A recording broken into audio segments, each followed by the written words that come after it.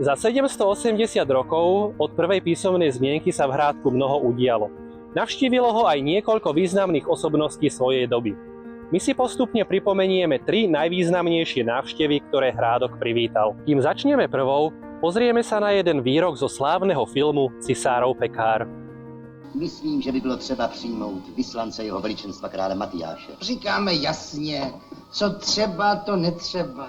Vyslanec vašeho nejjasnějšího bratra čeká již 3. měsíc na vaše nejmilostivější slyšení. A my už čekáme 30 let, až našeho nejmilostivějšího bratra sebere čert. Ten, o ktorom sa takto nelichotivo vyjadril cisár Rudolf II v podaní Jana Vericha, bol jeho mladší brat kráľ Matyáš. Narodil sa v roku 1557, žil 62 rokov a so svojím bratom mal veľmi komplikované vzťahy. Nevieme kedy, no na jednej z jeho ciest po krajine prechádzal aj Hrádkom a zastavil sa, aby sa tu osviežil.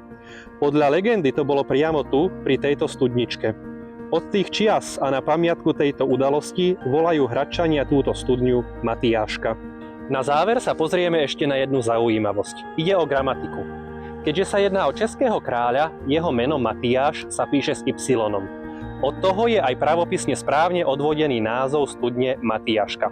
Na nápise za mňou sa však ale Y nenachádza. V minulom storočí sme mohli pozorovať pokusy o poslovenčenie viacerých pomenovaní a tak vznikol aj názov studničky, ktorý je tu uvedený s mäkkým I a písmenom J.